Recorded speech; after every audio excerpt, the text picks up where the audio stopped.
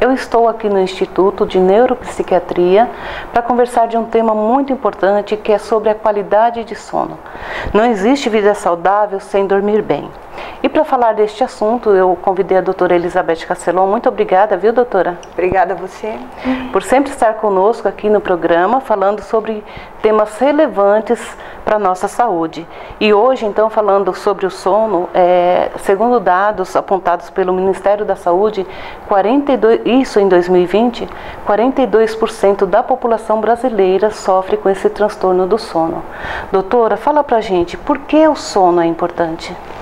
Então, essa descoberta de que o sono é tão importante não é uma descoberta tão antiga. Na realidade, existe ainda, principalmente quando você é jovem, tem ainda um pouco aquela ideia, deixa para dormir quando você morrer, né? Eu não quero dormir, dormir é perder tempo, eu estou perdendo tempo quando eu durmo. E hoje a gente sabe que o sono não é esse momento de morte, onde você para de viver e para de apreciar as coisas e é como se você estivesse perdendo tempo de vida. Na realidade, ele é um momento onde você revive, onde você, ao mesmo tempo que você revive aquilo que você viveu durante a vigília, é um momento onde você consolida, então vem a importância da memória, mas é um momento onde você regenera, revigora, reconstitui. Teria que falar muita coisa, assim, o sono, então assim, primeiro tentando responder a sua pergunta, por que essa mudança é recente? Porque foi se descobrindo, primeiro foi se entendendo que o sono é um estado cerebral ativo. Ele não é um estado onde você apagou e está como morto. Ele é um estado onde o teu cérebro está trabalhando muito. Ele está trabalhando de uma outra forma, mas ele está trabalhando muito. Esse trabalho não é um trabalho caótico, é uma função cerebral estruturada e estruturada em fases. E essas fases, elas têm que estar acontecendo num ritmo, numa frequência, com uma duração, tudo isso já pré-determinado para que seja certo. E isso tudo é pré-determinado por quem? Pelos nossos genes, que determinam a forma como o meu cérebro vai trabalhar, e em que horário vai acontecer isso, depois de tanto tempo vai acontecer aquilo, depois de tanto tempo vai acontecer aquilo. Então ele é um estado ativo.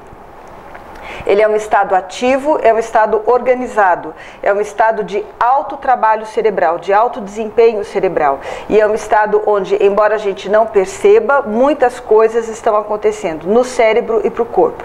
Então essa foi a primeira descoberta. Depois foi se vendo que as pessoas que dormem mal, então se eu não tenho a quantidade e a qualidade de sono adequada, porque eu tenho a quantidade, que seria grosseiramente falando 7 horas por dia para um adulto, isso varia de pessoa para pessoa, mas no geral vamos colocar 7 ou 8 horas. Essa é a quantidade, mas eu preciso ter também a qualidade, e a qualidade depende justamente da organização dessas fases do sono, desses ciclos do sono. Então o cérebro ele trabalha de uma forma organizada em sequência. Se eu tiver uma quebra de um desses dois, eu tenho um aumento da minha mortalidade. Então estudos começaram a evidenciar isso, que as pessoas morrem mais, que as pessoas têm mais morte súbita, mais infarto agudo do miocárdio, mais obesidade, mais diabetes, mais câncer. Nossa, então desencadeia um monte de problemas de saúde. Sim. Explicando um pouco assim a fisiologia do sono. A gente tem um receptor no cérebro, bem no meio do cérebro tem um núcleo que se chama hipotálamo. Certo. Dentro desse hipotálamo, na realidade, são vários núcleos, ou seja, são vários aglomerados de neurônios independentes, grupinhos de neurônios que estão cada um trabalhando numa função diferente. E todas essas funções muito importantes para a nossa sobrevivência. O controle da sede, da concentração então do sangue, quanto o nosso sangue vai estar concentrado, o controle da nossa temperatura, o controle do nosso apetite e, dentre outras funções, o controle do nosso ciclo ou do nosso ritmo circadiano, ciclo sono-vigília. Então esse núcleo, ele já prediz, a gente já nasce com genes relógio, que predizem que todas as células do nosso corpo vão ter que trabalhar num ritmo. Então tem uma área que estuda isso, que é a cronobiologia. Certo. Então todas as nossas células têm um ritmo de trabalho. E existe um controlador central que é o núcleo supraquiasmático que fica no hipotálamo. Então é um grupinho de neurônios que ficam ali no hipotálamo e que controlam de modo geral o ritmo de todas as células. Certo. Então eu tenho, por exemplo, a minha liberação de hormônios, o crescimento celular, a fase onde um determinado neurotransmissor vai ser expresso e outro não. Tudo isso tem um relógio por dentro. Então tem horários para tudo.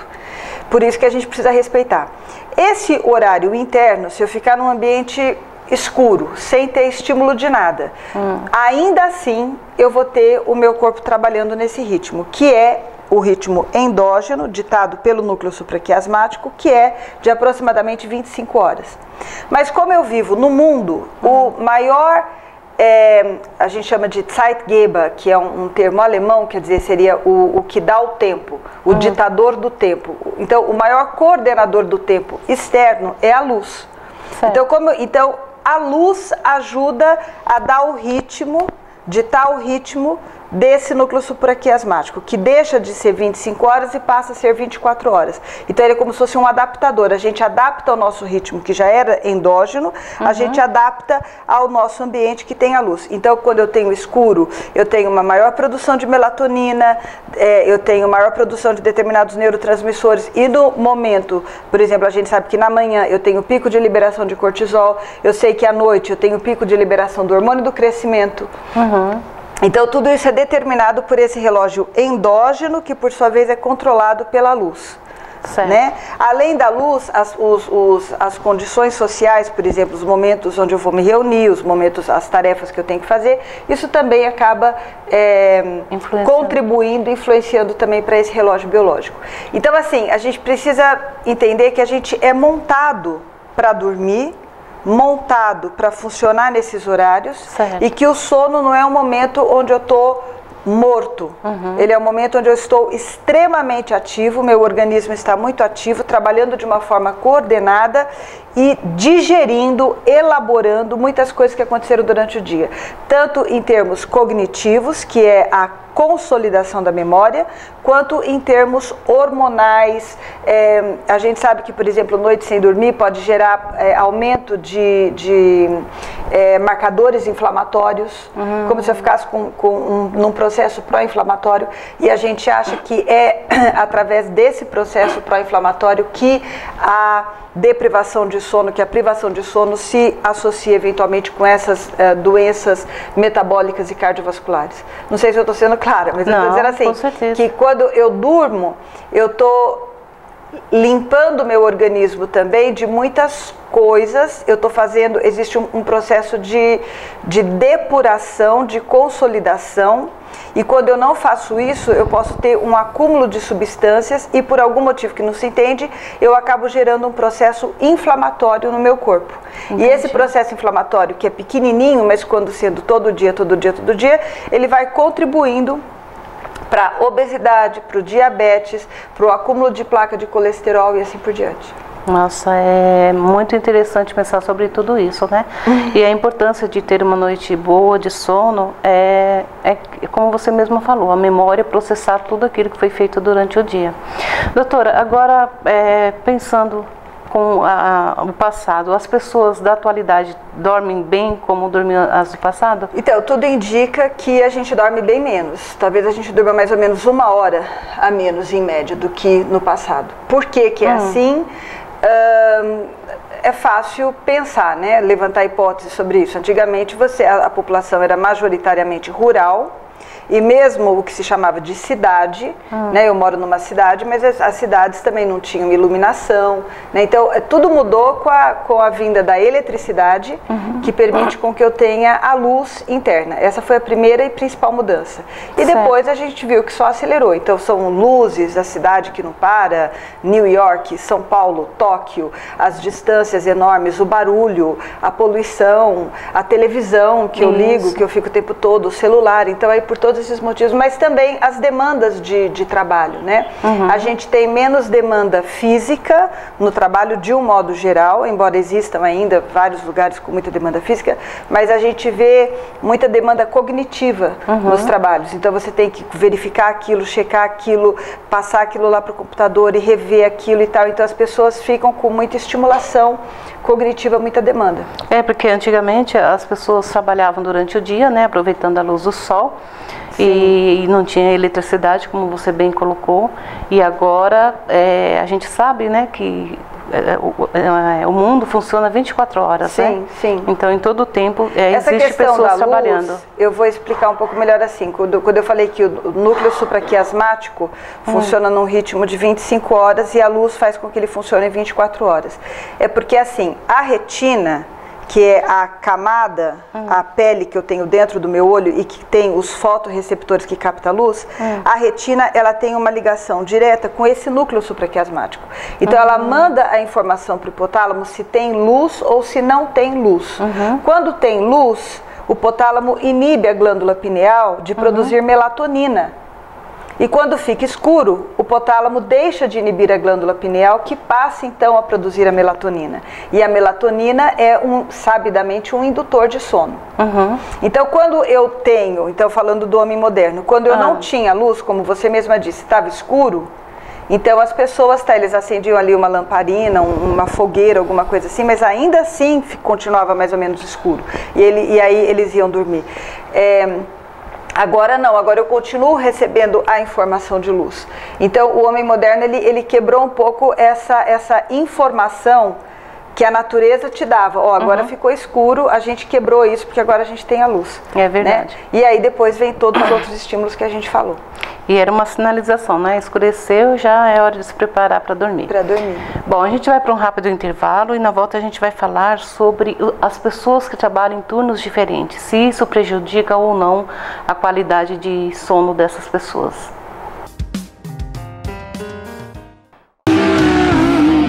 Bateu, amassou, riscou?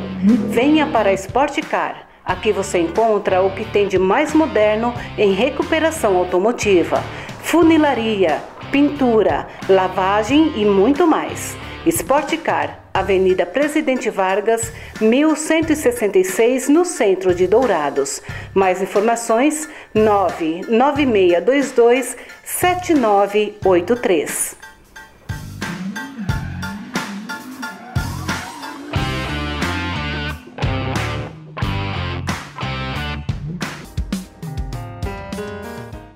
De volta com o programa Saúde e Bem-Estar aqui no Instituto de Neuropsiquiatria com a doutora Elizabeth Castelon.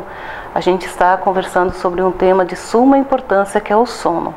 Doutora, essas pessoas que trabalham em turnos diferentes, às vezes de dia à noite, e consequentemente elas não têm assim um ritmo, uma regra, né, de sono diária. Então, como que funciona para essas pessoas? Não funciona, fica muito mal.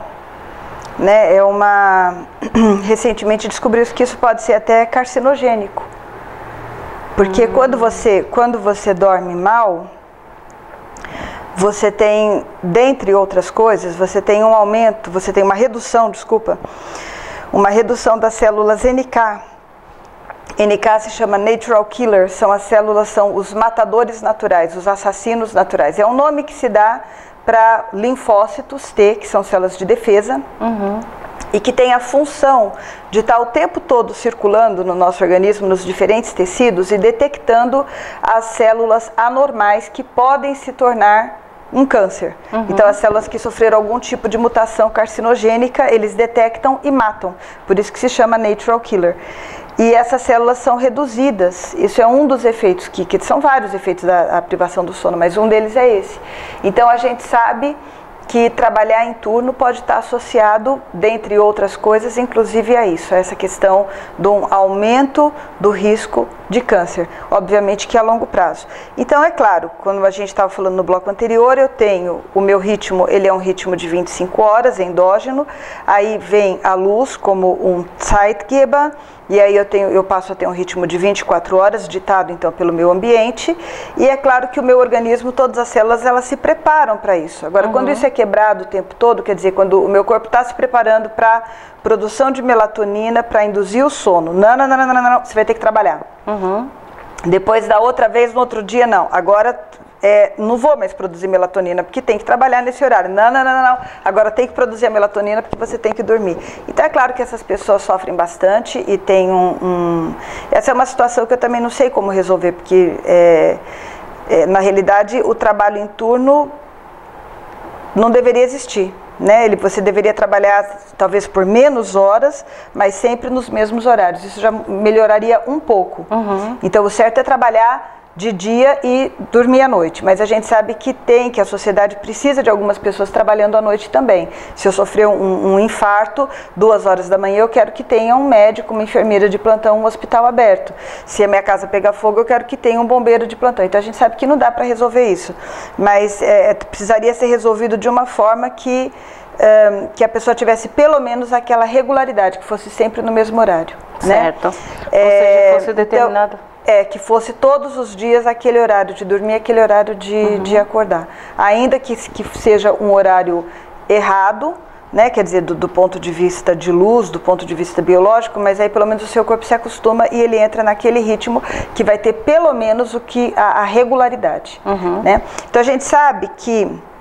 Então, o que eu posso esperar para um trabalhador em turno, para responder um pouco melhor essa pergunta? Então, a gente pode ter um prejuízo de atenção, de concentração, de memória, mais erros, mais acidentes de trânsito, mas também acidentes de trabalho, erros de trabalho, são assuntos conhecidos, né? A gente sabe, médico cometeu tal erro no hospital, enfermeira, e aí você vai ver, isso então pode ter a ver com essa questão do sono. Então é um assunto assim, com consequências potencialmente trágicas, né? É um assunto sério se a gente pensar nas milhões de pessoas que estão funcionando à noite. A gente sabe que a qualidade do trabalho, eu que trabalho no hospital, a gente sabe que à noite fica pior, tudo fica pior. Sim, né? E até também os motoristas, né? Muitos acidentes acontecem por questão de acidentes. Aí outra coisa que é importante é a questão da depressão. Então, se eu começo a dormir mal, eu tenho um risco maior de depressão. A depressão é uma das principais causas de insônia, talvez até a principal, a depressão juntamente com a ansiedade, mas a insônia também causa a depressão. Então, aqui já explicando assim, tem duas coisas que são diferentes. Quando a gente fala de trabalhador em turno, a gente está falando da privação do sono, da pessoa não conseguir dormir, do sono insuficiente. Então, o sono insuficiente é uma pessoa que gostaria de dormir e que não consegue. Mas esse sono insuficiente constante, por exemplo, se eu ficar uma semana dormindo menos do que eu preciso, dormindo só 4 horas por noite, provavelmente no final de semana eu vou dormir umas 15 horas. Eu tenho esse rebote. Mas se eu ficar muito tempo assim, pode ser que eu não consiga mais ter esse rebote. E aí eu desenvolvo a insônia. Quando é para dormir, eu não consigo dormir. A questão do trabalhador em turno é tanto por essa questão, quer dizer que ele começa a dormir menos, como pela questão da irregularidade, quer dizer, quando ele quer dormir, ele já não consegue dormir porque o ciclo sono-vigília, o ritmo circadiano dele está desregulado. Certo. Doutora, e o que nos faz dormir? Uma pessoa que dorme bem, tem uma qualidade de vida boa, né? O que leva ela a ter essa qualidade? Porque isso não é comum em todas as pessoas. Então, o sono, ele é uma coisa natural, é como sentir sede, é como sentir fome, né? Então, o sono, ele é algo extremamente natural, previsto pelo nosso organismo, pela nossa constituição biológica. Então, quando uma pessoa não dorme, alguma coisa está errada. Então, todo médico e as pessoas, os telespectadores aqui já estão acostumados a ouvir sempre as mesmas recomendações, mas eu vou repetir. Então, primeiro, para eu dormir bem, eu preciso primeiro ir para a cama sempre no mesmo horário. Eu preciso, o ambiente mais fresco sempre ajuda. A gente fala isso no Mato Grosso do Sul, esse calorão. Então eu preciso dar um jeito de deixar meu quarto mais fresco, porque o calor pode me impedir de dormir. Então, ambiente fresco ajuda. Ir para a cama sempre no mesmo horário. A gente sabe que bebidas estimulantes como café, Coca-Cola, tereré, tabaco. o tabaco também é estimulante. São coisas que deveriam ser evitadas umas 3, 4 horas antes de dormir, talvez até antes. Chocolate inclui nesse? Então, tudo depende da sensibilidade de cada um. O chocolate a gente sabe que ele tem também substância semelhante à cafeína, né? Teofilina, eu acho. E o chá preto, o chá mate, o guaraná, o chocolate, o café, mas aí depende da sua sensibilidade. Por exemplo, falando do café, ele tem uma meia-vida de 6 horas. Então, meia-vida é o tanto que fica, é o tempo em que a dose, é o tempo necessário para que aquela medicação tenha a sua dose reduzida pela metade na corrente sanguínea. Então, o café, se eu tomei café agora, daqui a 6 horas é que eu vou ter a metade da dose na minha corrente sanguínea. Ou seja, em 12 horas eu ainda tenho 1/4 da dose na minha corrente sanguínea. Então, se eu tomei café meio-dia, quando for meia-noite, eu ainda estou com um pouco de café no meu organismo. Então, depende da sensibilidade de cada um. Então, teoricamente, baseado nisso, eu teria que dizer que a partir do meio-dia eu não posso mais tomar café, né? Que o café seria só de manhã. Principalmente assim, se você tem insônia. Então, as substâncias. É muito importante acordar cedo. Então, sempre acordar cedo e ficar exposto à luz durante o dia. Então, a gente tenta fazer voltar para aquele nosso relógio biológico. Então, de dia, eu fico num ambiente claro.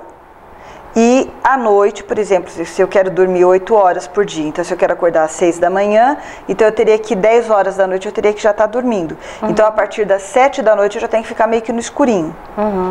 Então, eu já vou entrando nesse clima de mais escuro, de não ter muita televisão ligada, televisão não, celular não. Então, eu vou entrando com uma música relaxante ou todo um ritual para dormir, tá? Então, eu tomei um banho, eu passei um óleo de lavanda, que é relaxante, ou seja, o cheiro que eu goste, ou a minha almofada perfumada. E aí, eu vou deitar num clima assim, de que agora eu quero relaxar.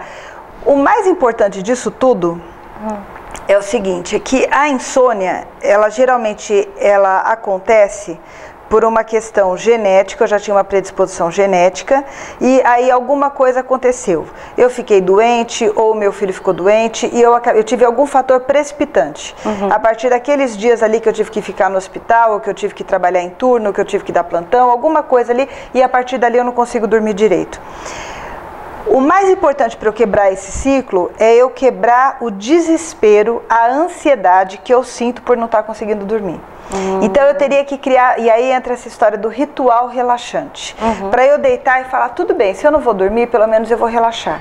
Eu vou ouvir aqui um áudio hipnose, uma música que eu goste ou uma história que eu goste. Eu sou meio que viciada, isso não é tanto um conselho que eu quero passar, mas eu adoro ficar ouvindo histórias.